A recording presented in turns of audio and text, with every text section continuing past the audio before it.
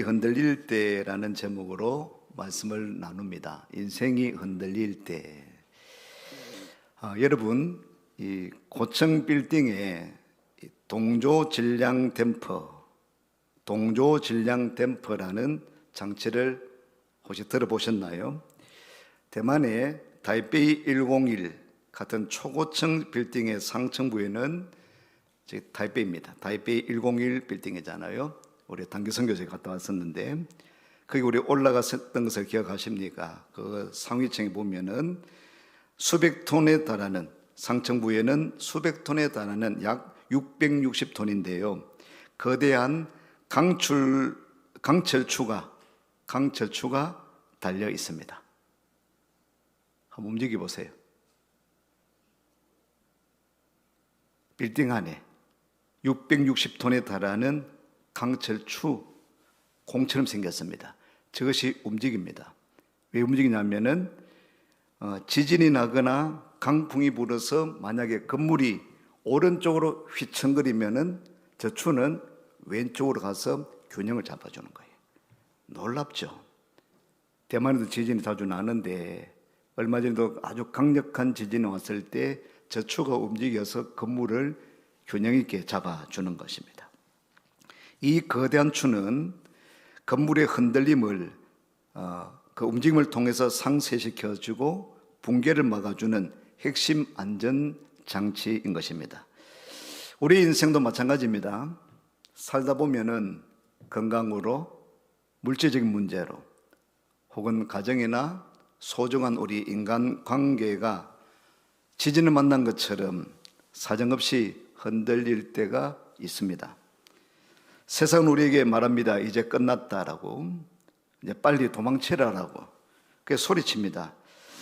이처럼 인생의 기반이 송두리째 흔들리는 그 순간에 우리는 어디에 중심추를 두어야 넘어지지 않고 버텨낼 수 있을까?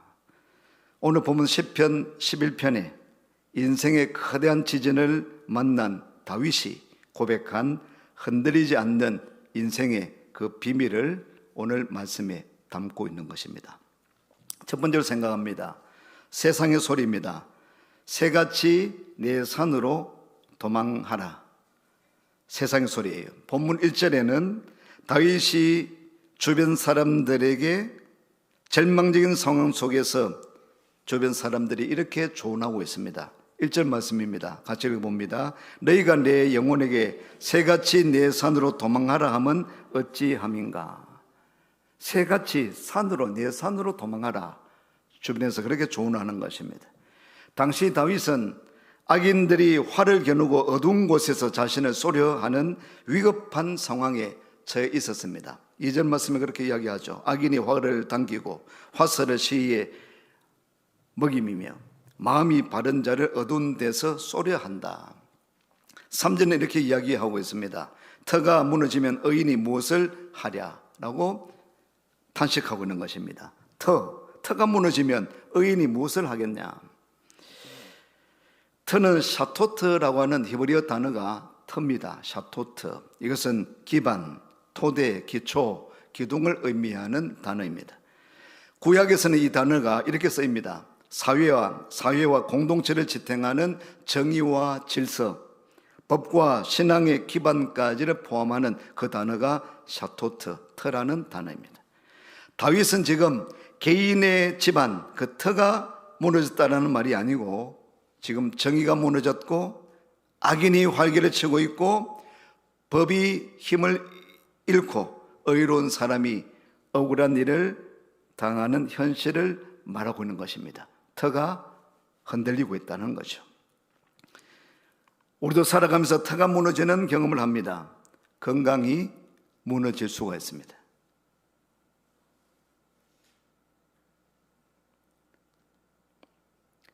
이 말레이시아 선교사님이 이번에 귀국을 하고 이제 전 오셨지 않습니까? 전육모 선교사님이 한번 오시면은 부산의 세계로 병원에 가서 이제 진료를 받아요. 거기는 선교사님들에게는 무료 진료를 합니다. 그냥 이제 사모님이 구강도 안 좋고 뭐 치아가 안 좋아서 오시면 건강 이제 검진하는데 검사를 하는데 이번에 검진하는 차에 갑상선이 안 좋다. 갑상선에 혹이 보인다. 그래가지고 7월 2일 날 이분이 다시 귀국하려고 했는데 그 검사 때문에 다시 머무르게 됐습니다. 검사를 해보니까 혹이 생기고, 그래서 지난 수요일 날 수술을 했어요. 혹시 그게 암인가 아닌가. 그래서 결과는 한 2주간 후에 그렇게 이제 나타나는 조직 검사를 해놨습니다. 선교사님이, 정윤모 목사님이 이런 문자가 왔어요. 만약에 아내가 암이라면,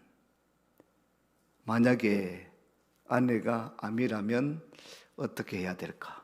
오랫동안 함께 동역자고 선교지에서 오랫동안 함께 했는데, 만약에 아내가 암이라면 이 선교지에 다시 갈 수 있을까?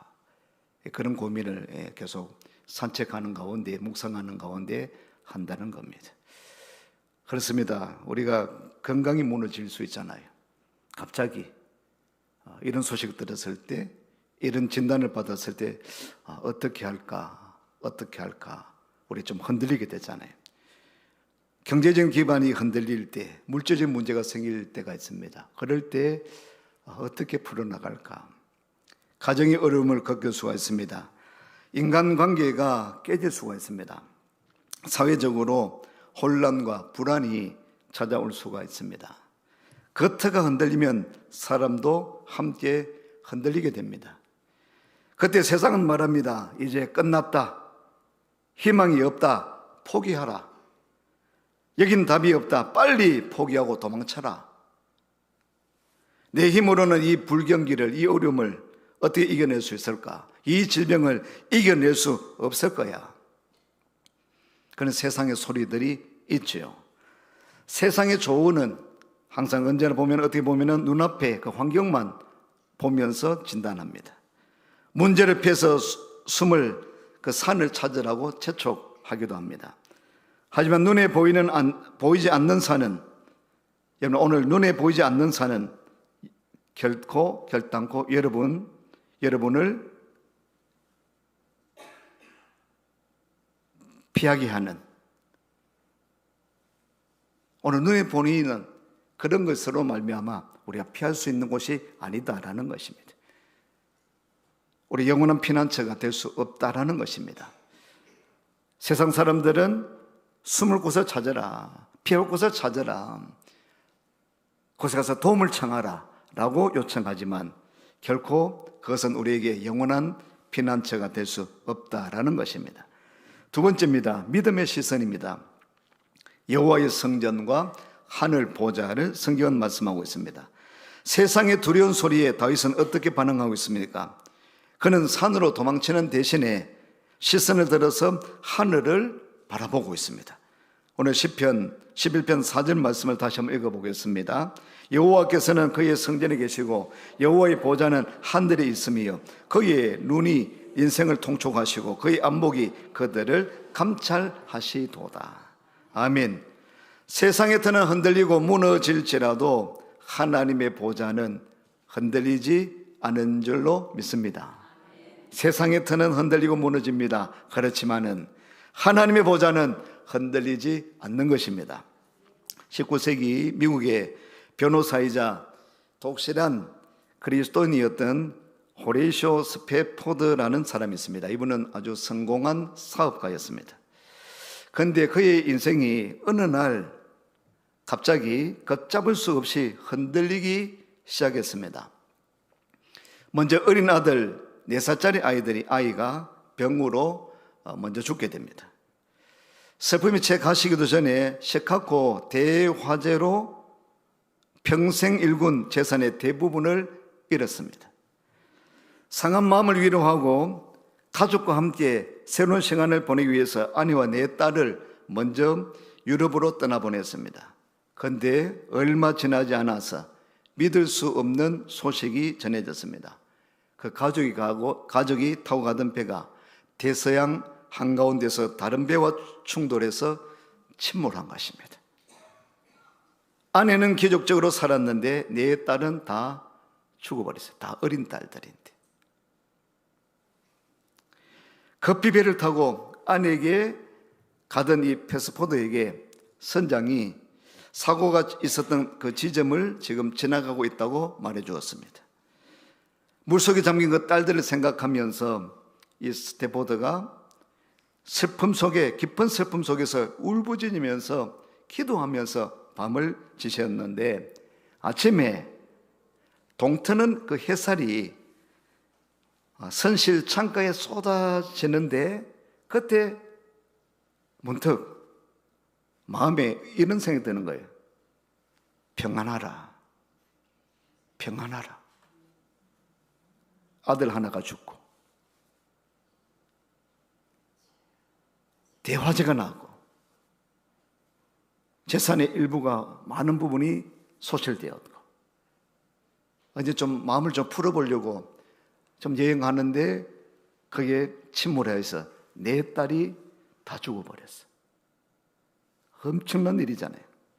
그런데 이 마음에 평안하라고, 평안하라고 그런 마음이 드는 거예요. 그래서 갑자기 편을 들어서 노트에 썼습니다. 이렇게 썼습니다.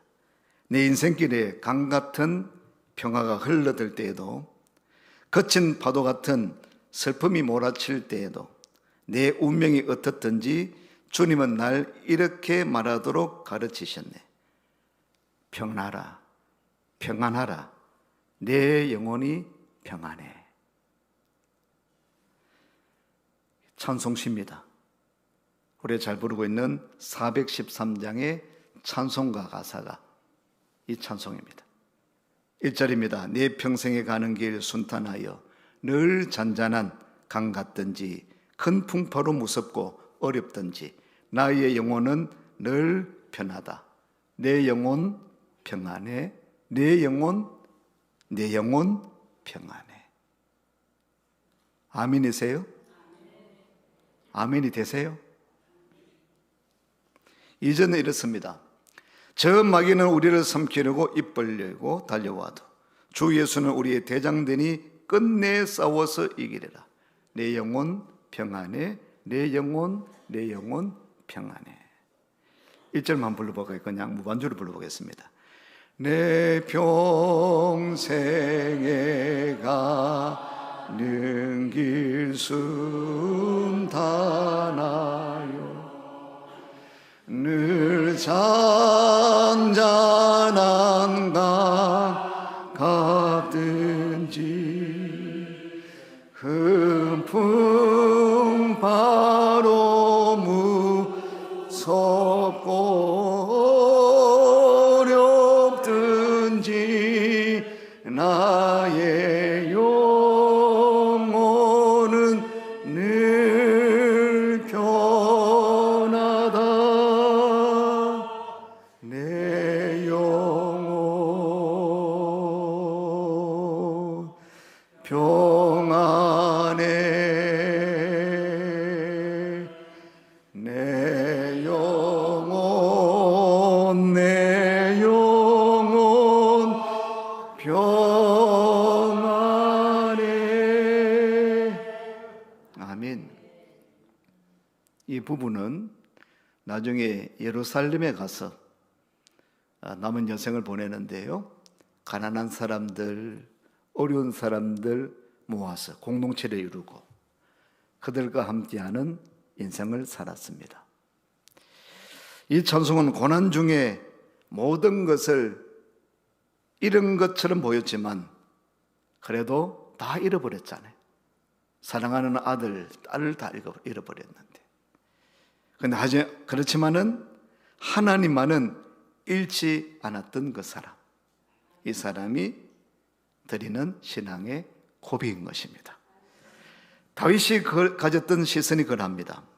땅의 관점에서 보면 모든 것이 무너지는 것 같지만 하늘의 관점에서 보니 하나님은 여전히 온 우주를 통치하고 계시는 것입니다. 불꽃 같은 눈으로 악인과 의인을 감찰하시고 모든 상황을 정확히 보고 계시는 하나님이십니다. 아멘, 아멘.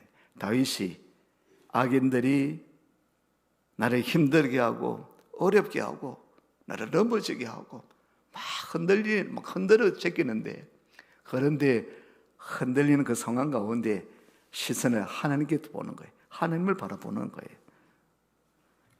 여호와의 보좌는 그의 성전에 계시고 여호와의 보좌는 하늘에 있으며 그의 눈이 인생을 통촉하시고 그의 안목이 그들을 감찰하시도다. 세 번째입니다. 흔들리지 않는 그 중심. 여호와는 의로우시니. 하나님을 피난처로 삼은 자에게 주어지는 그 결론은 무엇입니까? 하나님을 피난처로 삼는 거예요. 7절 말씀입니다. 읽어봅니다. 여호와는 의로우사 의로운 일을 좋아하시나니 정직한 자는 그의 얼굴을 배우리로다. 아멘, 아멘.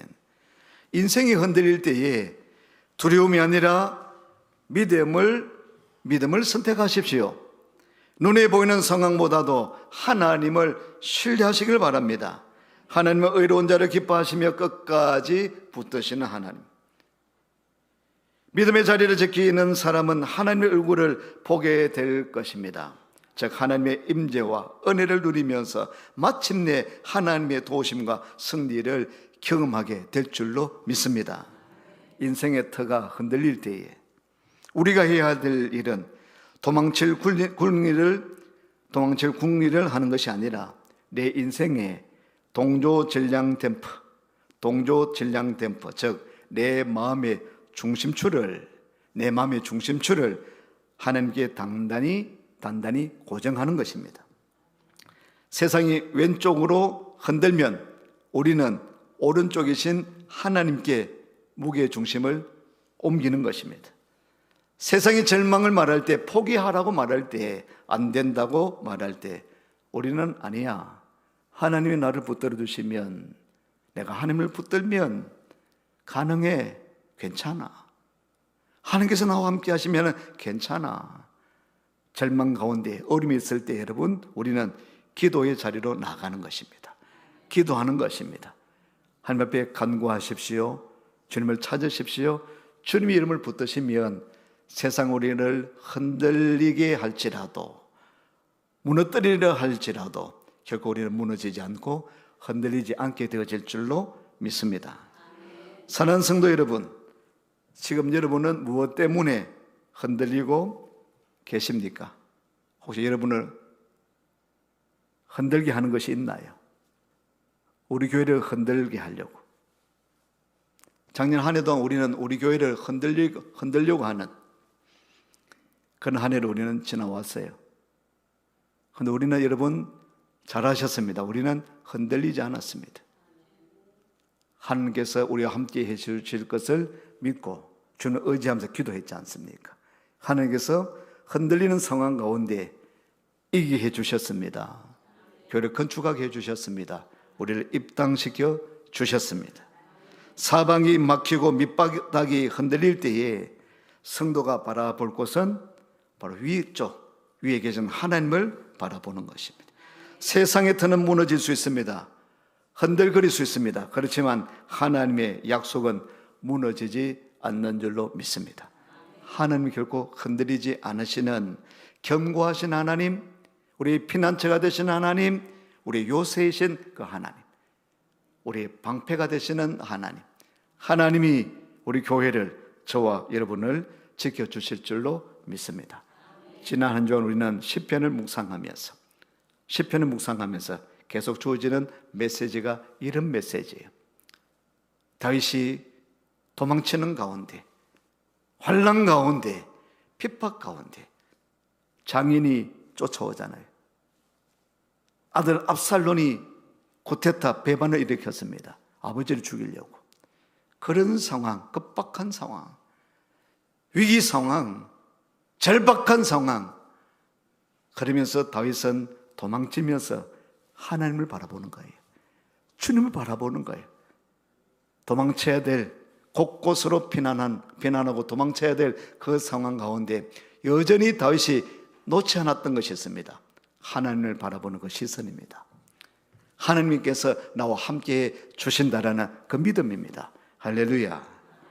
이번 한 주간에도 여러분, 도망하라 라는 세상의 그 소리를 차단하고 내가 너를 보고 있다라고 하는 그 하나님의 그 시선에 눈을 맞추는 한 주간 되시기를 축원합니다.